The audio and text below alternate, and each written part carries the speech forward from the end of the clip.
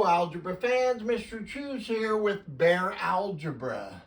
Let's talk about using the quadratic formula to finding the roots of quadratic equations and functions. All right, so first of all, make sure you give it a thumbs up and like this video if it's helpful. Subscribe to my YouTube channel. Do it right now. Subscribe so that these videos will come up early when you're on YouTube.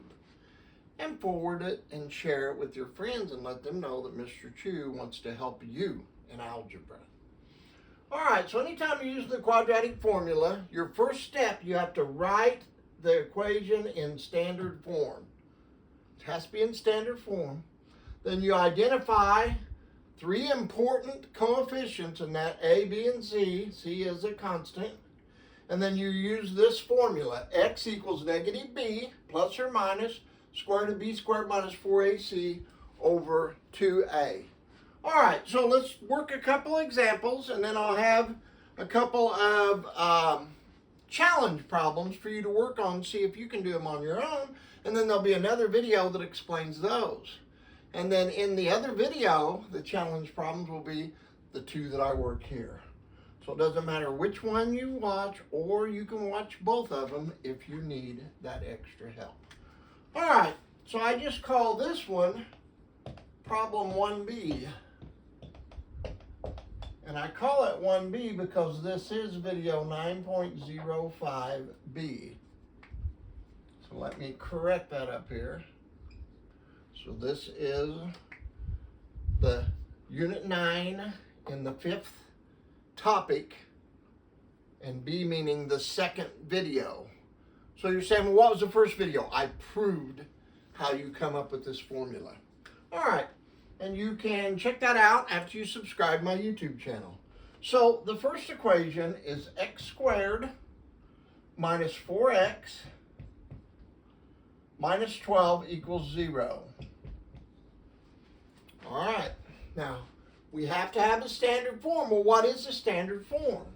The standard form is ax squared plus bx plus c equals 0. So is this equation written in standard form? Yes, it is. So I just did step 1, write in standard form. It already is. Number 3, use the formula. So, well, no, number 2 is identifying A, B, and C. That's what I got to do next. All right, so A would be the number that's in front of the x squared. Well, what's in front of there? There's no number there. So what would that mean? It would be 1 because 1 times x squared is x squared. And B, the number in front of the x is not 4 because it's minus 4. So it ends up being negative 4.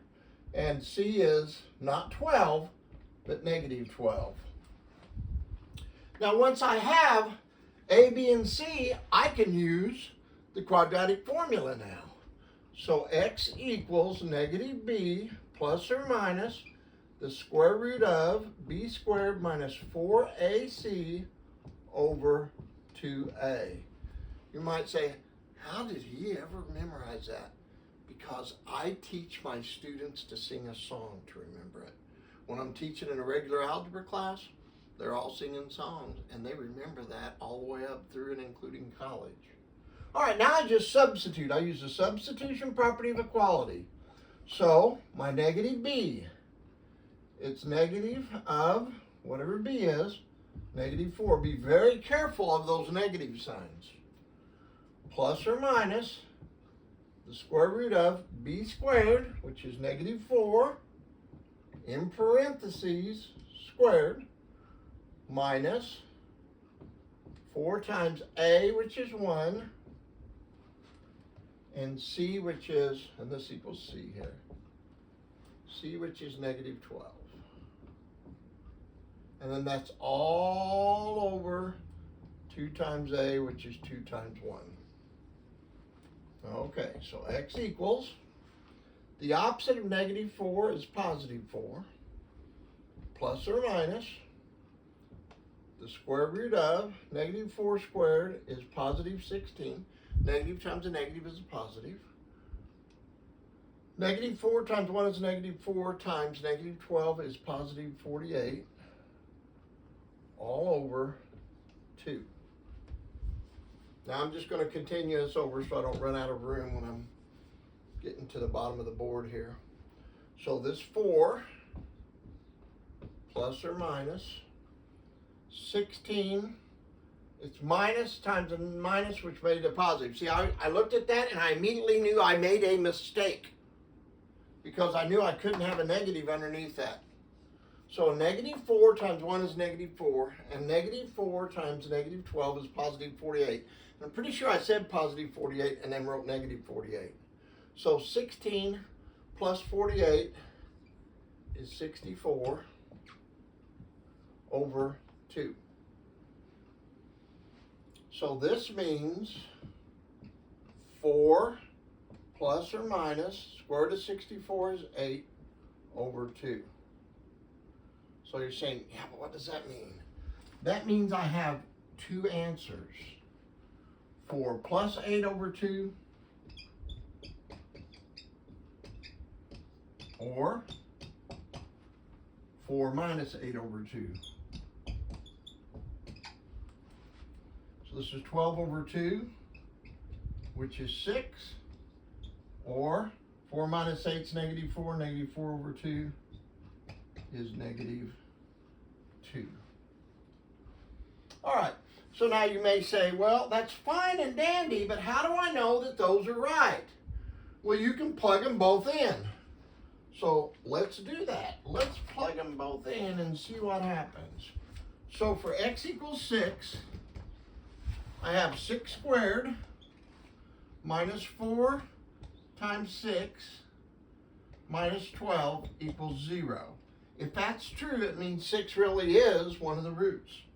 36 minus 24 minus 12, does that equal 0? 36 minus 24 is 12, 12 minus 12, yep. So I know that 6 is one of the solutions. Now let's do x equals negative 2. So I have negative 2 squared minus 4 times negative 2 minus 12 equals 0. Negative 2 squared is 4. Negative 4 times negative 2 is 8. 4 plus 8 is 12, minus 12 is 0. 0 equals 0. They both worked. All right, now that was example 1 from problem 1B, since this is lesson from unit 9, the 5th type of problem, and B. It took about 7 minutes. Now let's see if we can go to 2B and speed it up a little bit. Still do all the steps. Still do everything we're doing. And see if it's starting to make sense. And at the end, I'll leave a couple problems for you to challenge yourself with if you'd like. And there'll be a following video that will explain them just like these were explained. Okay. So problem 2B, is 2x squared minus 17x equals negative 8. Is it in standard form? No. I have to add an 8 to both sides. And when I do that, now it's going to be in standard form. It has to be equal to 0, okay? So now, remember what we're doing now. We're identifying A, B, and C. That is our next thing. So I have ax squared plus bx plus c equals 0. The A is 2. The B is negative 17.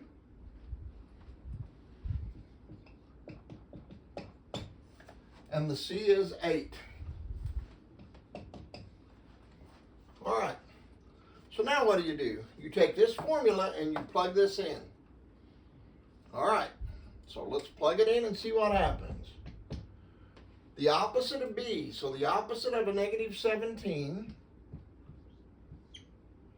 plus or minus the square root of B squared, negative 17 squared, minus 4AC, minus 4. A is 2, and C is 8.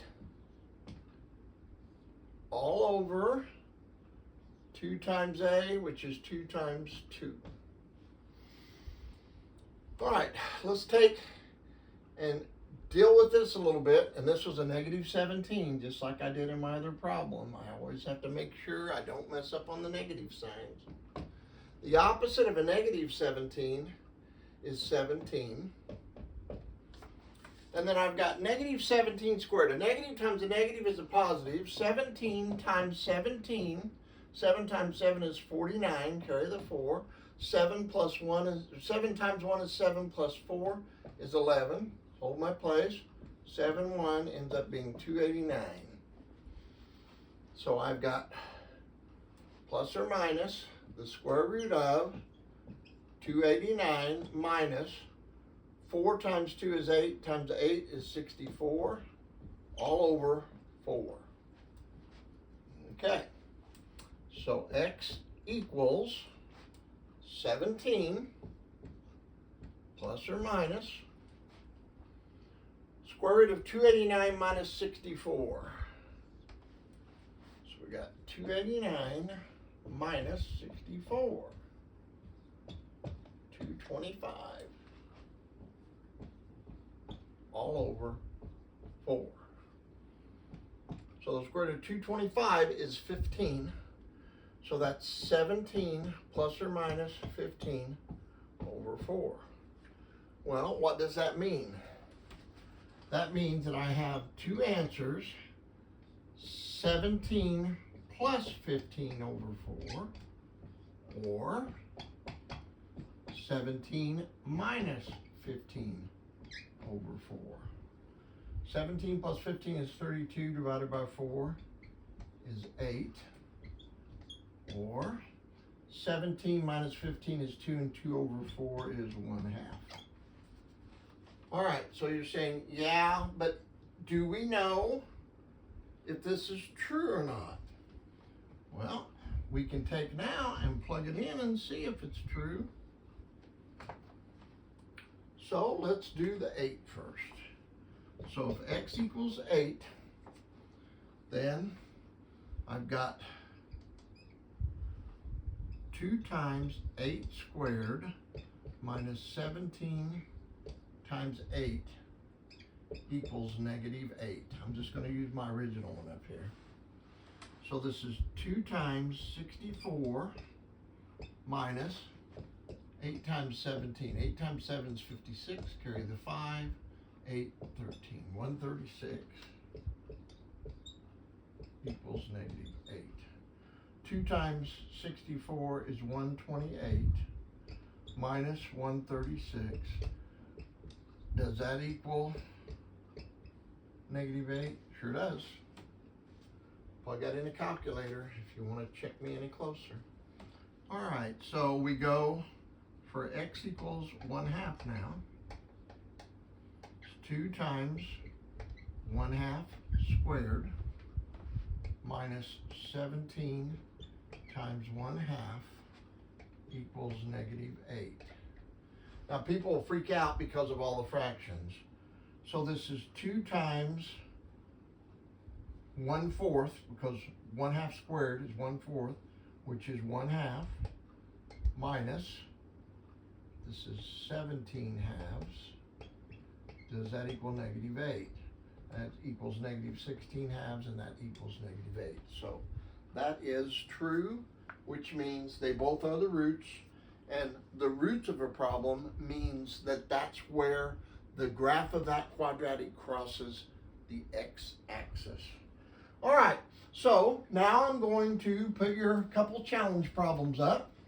Remember, if you have not subscribed to my YouTube channel, do it now. I need these subscriptions so I can get the message out to more algebra students that Mr. Chu wants to help you with algebra. All right, so I'm going to take and put your challenge problems up here. This is the way this works. There are 2 problems. There will be a link that comes up here at the end on the end screen that you can click on, or you could go to lesson 9.05C, because these are the C problems. So practice problem 1. You got x squared minus 2x minus 15, which was a lot like our first example.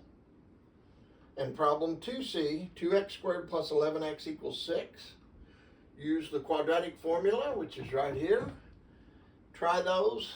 You can pause it now and try them on a piece of paper if you want to just do this while it's fresh in your mind. And then you could click on that link. It'll take you to another video and you can check it.